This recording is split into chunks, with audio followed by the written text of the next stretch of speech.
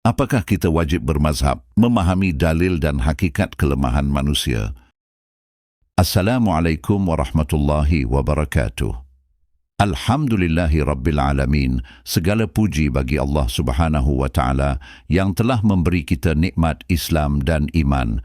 Shalawat dan salam semoga selalu tercurah kepada Nabi kita Muhammad sallallahu alaihi wasallam, keluarga, sahabat dan seluruh pengikut beliau hingga hari kiamat. Saudaraku yang dirahmati Allah, salah satu pertanyaan yang sering memunculkan perdebatan di tengah umat adalah, apakah seorang Muslim wajib mengikuti mazhab tertentu?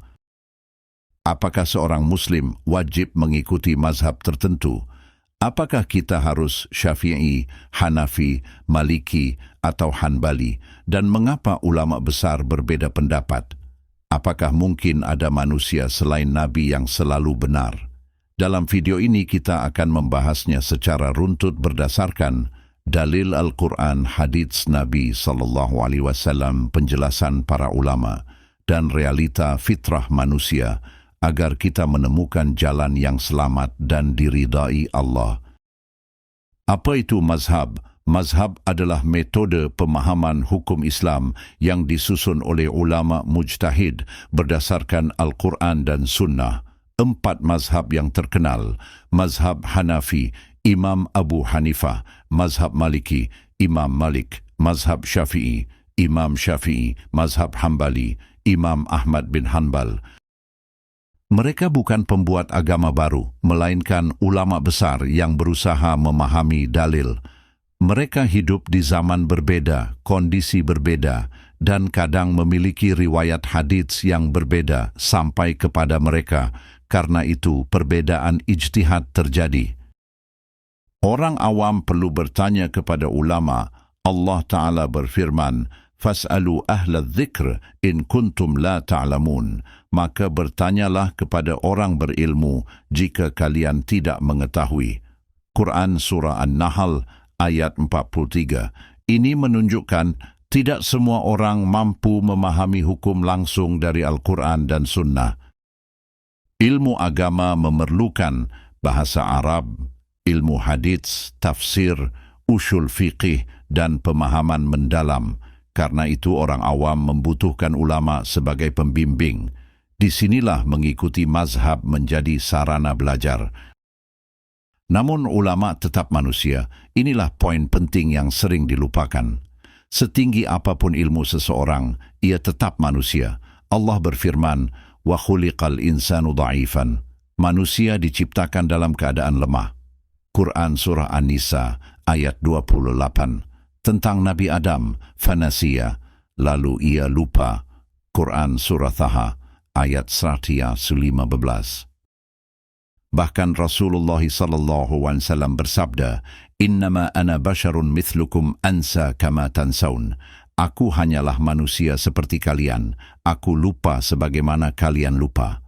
Hadis riwayat Bukhari dan Muslim. Beliau pernah lupa jumlah rakaat salat. Jika Nabi saja bisa lupa dalam urusan duniawi, maka ulama tentu lebih mungkin salah. Realita fitrah manusia. Manusia mengalami perubahan kondisi.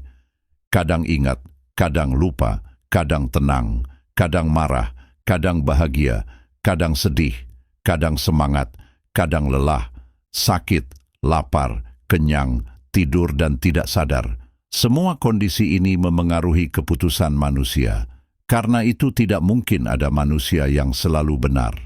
Yang ma'syum hanyalah wahyu Allah. Sikap para imam mazhab yang menarik.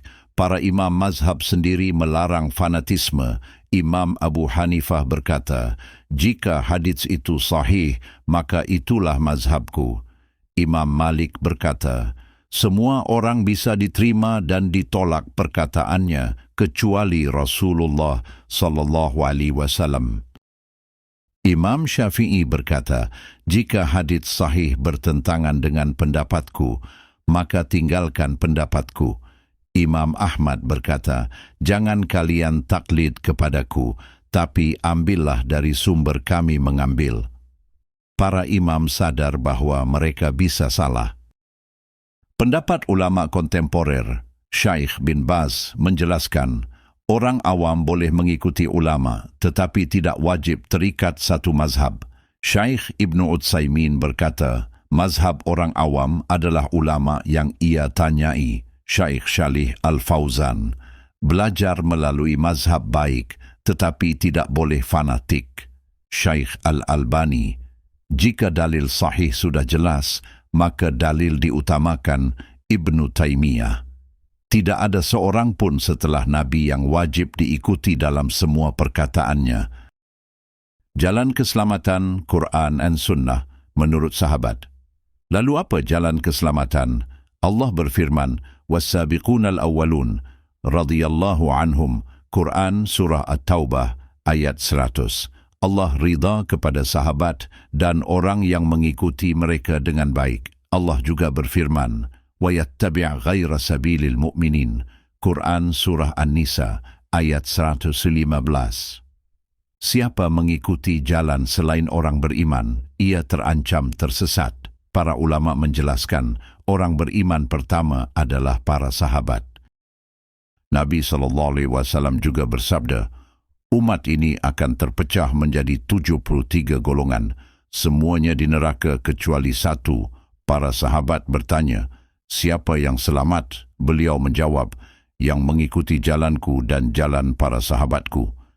Jadi keselamatan adalah Al-Quran Sunnah menurut pemahaman sahabat. Sikap pertengahan yang selamat, sikap yang paling selamat, mengikuti Quran dan Sunnah, mengikuti pemahaman sahabat, menghormati mazhab, tidak fanatik, menghormati ulama, menjaga persatuan umat. Perbedaan fikih tidak seharusnya memecah umat. Para imam mazhab sendiri saling menghormati. Closing, pesan persatuan umat. Saudaraku, perpecahan umat hari ini bukan karena dalil kurang jelas, tetapi karena fanatisme dan ego. Para imam mazhab saling menghormati, tetapi pengikutnya sering bertengkar. Ingat satu prinsip penting, kebenaran tidak diukur dari tokoh, tetapi tokoh diukur dengan kebenaran.